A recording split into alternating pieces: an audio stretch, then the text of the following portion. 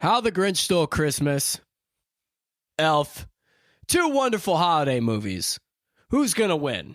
Ladies and gentlemen, non-binary, gender fluid, and everybody else in between, welcome to Box Office Battles.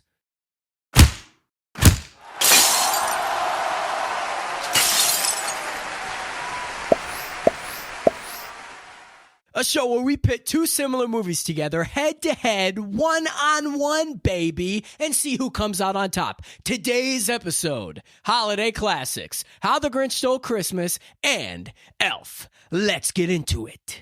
In this fight, we have 3 rounds. The first round is plot. We're going to analyze the catalyst of the story and see how it flows. The second round is of the players, who makes up the stories and who the villains are. And the final bloody round is of audience reception, box office numbers, and legacy. A great way to end the fight. And stay tuned. I even asked some of my creator friends what they think of both films.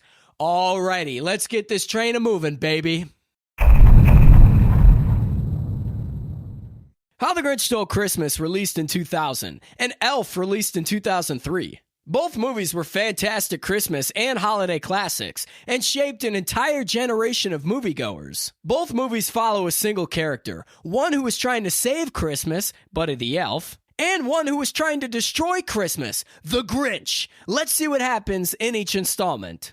Starting with How the Grinch Stole Christmas, I absolutely loved this movie when I was a kid. This tape was playing on repeat all Christmas season. Starring Jim Carrey, it's one of his best performances of all time. As the citizens of Whoville prepare for Christmas, we see a hostile green creature who lives in a cave on Mount Crumpet, named the Grinch.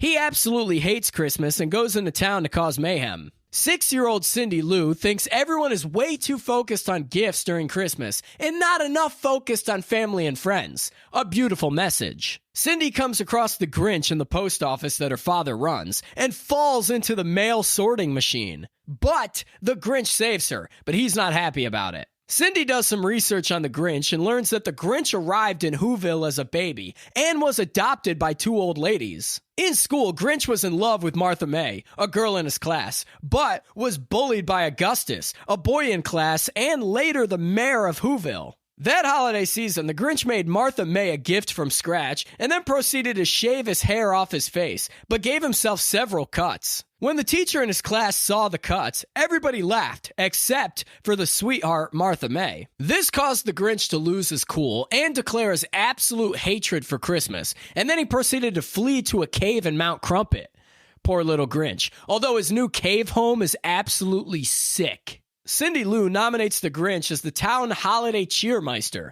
Yeah, I don't know what that means either. This outrages the mayor, the kid who bullied the Grinch in school. Cindy climbs up the mountain to personally invite the Grinch, and he eventually accepts the offer, realizing that he could potentially encounter Martha May, the love of his life. As the cheermeister, he participates in various events and begins actually enjoying himself, until the mayor gives the Grinch an electric razor as a gift, reminding him of the childhood humiliation. After the mayor does that, and asks Martha May to marry him, the Grinch loses his cool again and flips out on the Who's for their materialistic attitude towards Christmas. He then shaves the mayor's head, burns the Christmas tree down, and causes absolute chaos and then flees home. The guy is out of his mind. The Grinch discovers that the Who's have a spare tree and continue their party. The Grinch then vows to crush the town's love for Christmas by stealing their presents and decorations while they sleep. He then disguises himself as jolly old Santa Claus, and his pet Max is a reindeer. I don't know how, but the Grinch finds enough trash around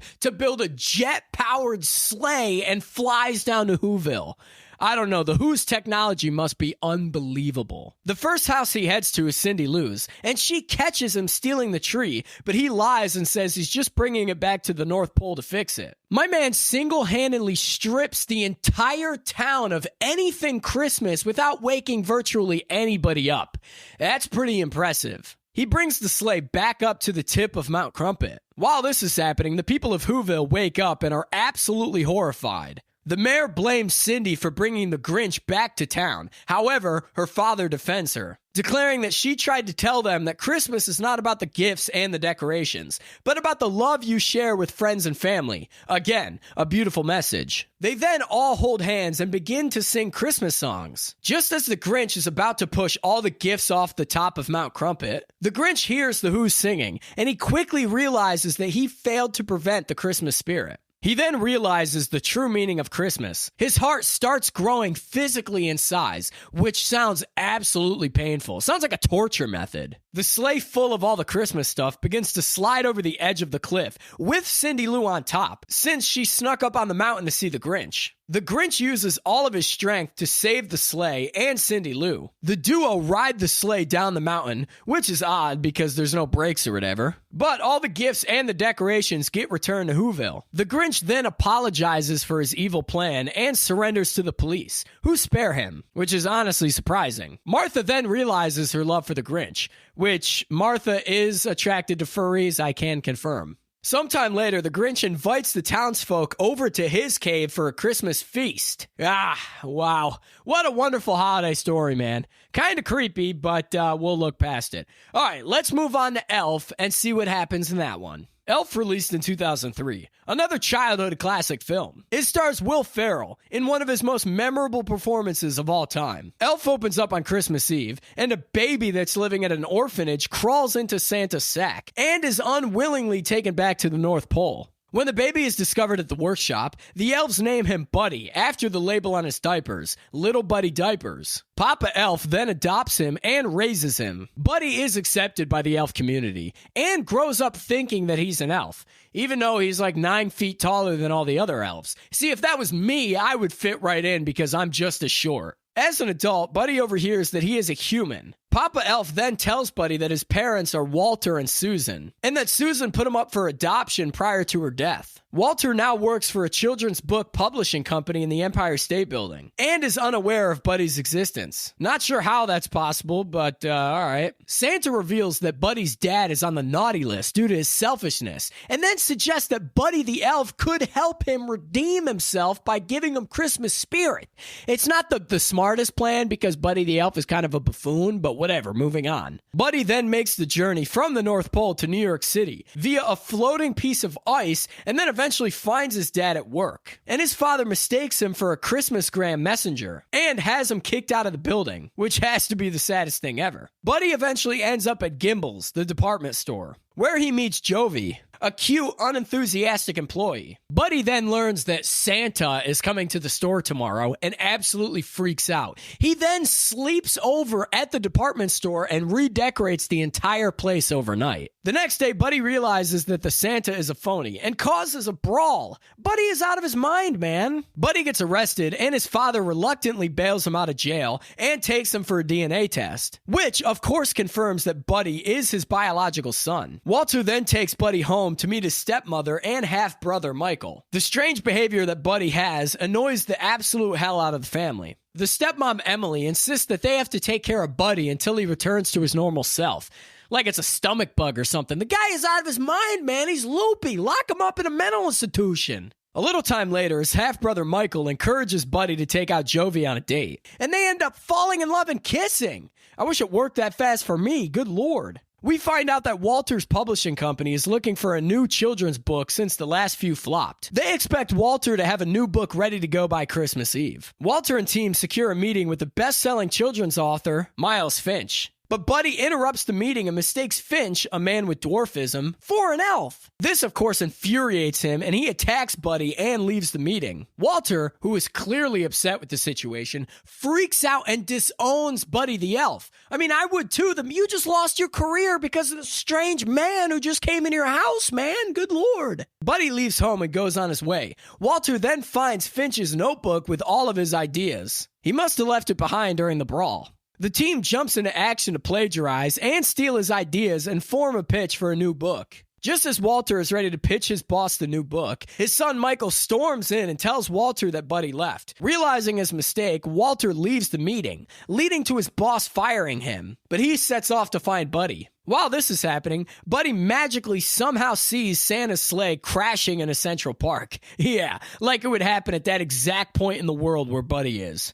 Right. This attracts a large crowd, and Santa explains that the engine cannot fly without Christmas spirit. Walter and Michael eventually track down Buddy in Central Park. Not sure how, but whatever. And then Walter apologizes and fully accepts Buddy as his son. A very beautiful moment if you ask me. Buddy takes them to meet Santa, and Michael takes Santa's list and reads it in front of the news cameras, proving that Santa is real. Jovi leads the crowd of people in singing Santa Claus is Coming to Town, which raises the Christmas spirit enough to fully power the sleigh. We then fast forward to a year later. On the following Christmas, Buddy writes a book about his life, which of course becomes a bestseller and allows Walter to establish his own publishing company. And believe it or not, Buddy ends up marrying Jovi and brings their newborn daughter, Susie, to Papa Elf. Wow, what a beautiful story, man, with beautiful messages. These two great films are battling hard. All right, let's see the results and see who won round one. Comparing the two is tough because they are both similar stories. Just on opposite ends of the spectrum, the Grinch is out on a mission to destroy Christmas, and Buddy the Elf is out on a mission to save Christmas and reunite with his father. I think Elf was a better adventure holiday film, but I think the Grinch was a more entertaining story to follow. You always hear about the stories of a character trying to save Christmas, but rarely do you hear a story about a main character trying to destroy Christmas. It's very unique and fun. The set design for The Grinch, I feel, was a lot more vast and more believable, where I feel like the sets in Elf, notably the North Pole sets, were super odd and low budget. Admittingly, that might be on purpose, but it really took me out of it when watching Elf. Although Elf is a fun story, I think it's a no-brainer to go with The Grinch for this round. Unlike Elf, we actually see some major character development for The Grinch, as he realizes his mistakes and grows as an individual, and even actively works to fix what he did. Buddy the Elf just kind of stumbles and acts a fool his way into saving Christmas, and nothing really happens to him. So specifically for the character development of the Grinch, we're going with that for round one. Round one winner, the Grinch. All right, before we move on to round two, let's take a break and hear from our sponsors. Well, happy holiday, folks. I just wanted to take this second to plug patreon.com/officialjoeyc for all your exclusive Joey C needs. We have exclusive live streams, exclusive check-ins, exclusive behind-the-scenes videos, man. And if you want all those, but you don't want to go to Patreon, you can become a YouTube channel member for all the same perks of Patreon. I just wanted to take this second to shout out all my channel supporters. Thank you so much to all these wonderful people. If you want to be on this list, become a YouTube channel member or go to patreon.com/officialjoeyc. Alrighty, back to box office battles, baby.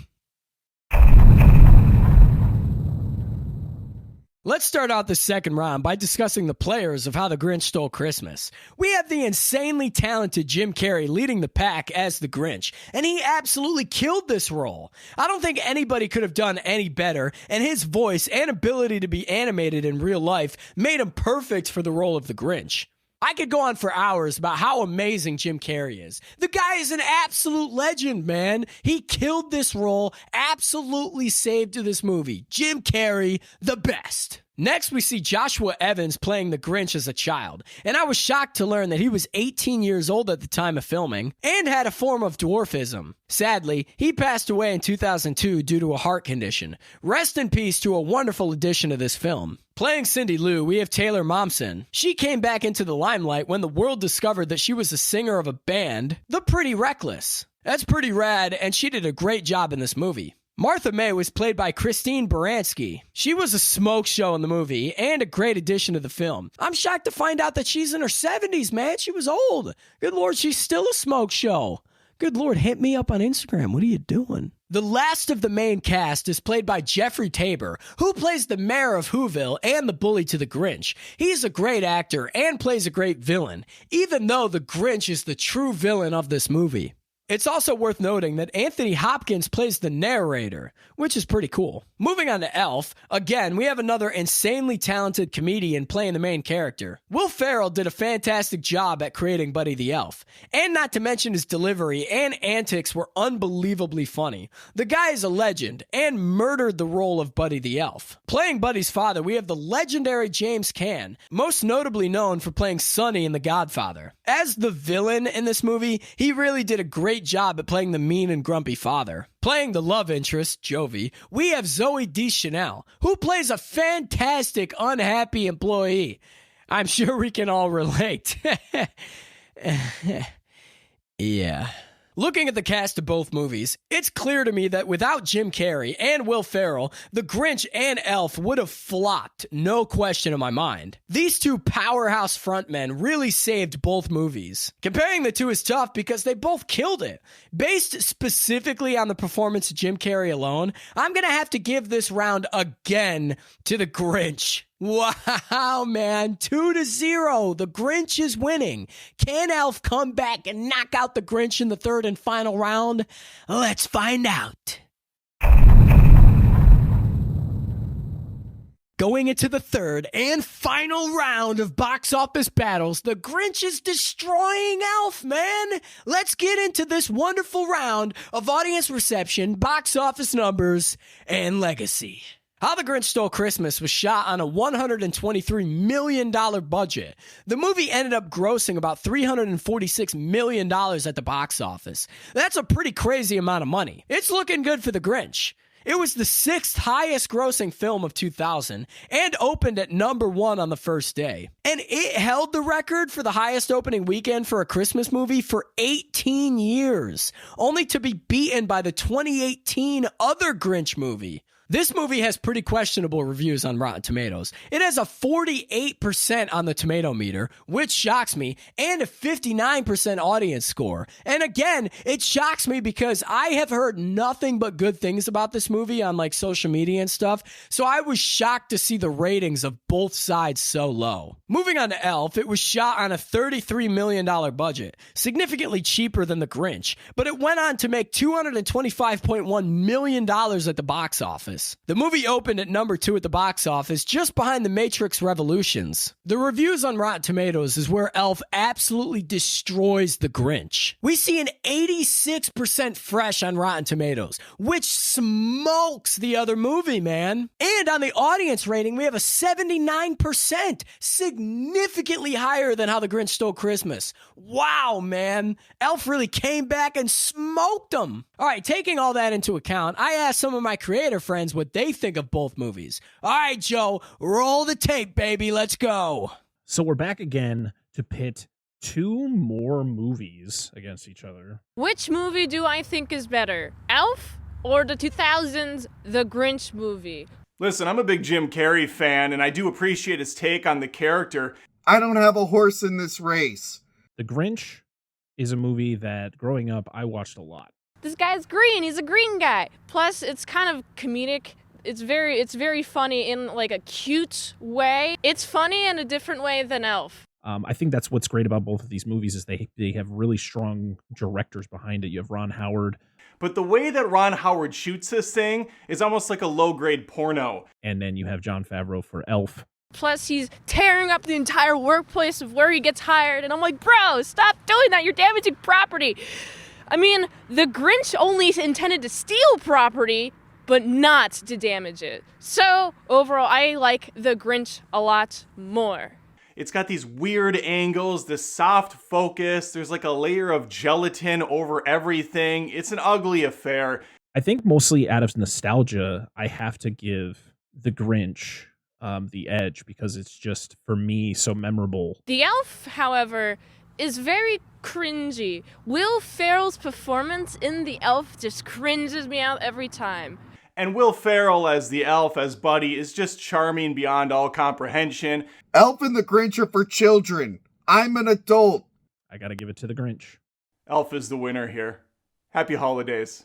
I watch big boy movies. It's no secret that Elf was not only significantly cheaper to make than The Grinch, but its profit margin was also higher than The Grinch. The lasting legacy is clear in this one. Elf outshines Grinch in this round, which genuinely shocks me. I'm very proud of Elf for absolutely destroying Grinch in the final round. But it's not over yet. I think the winner of this holiday episode of Box Office Battles is, drumroll please, The Grinch.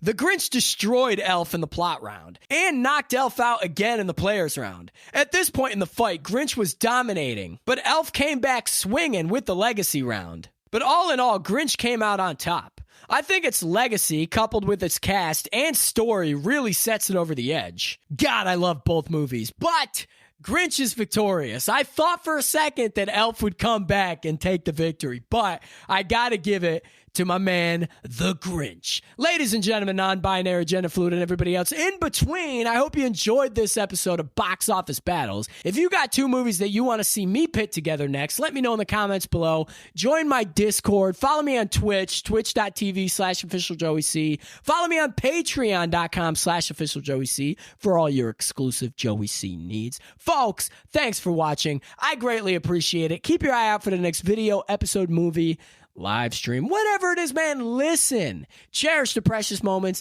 be loved, and stay, dude. I'm out of here. See you later. Good Lord, anybody lightheaded here? I need water. My mouth is so dry. Good Lord.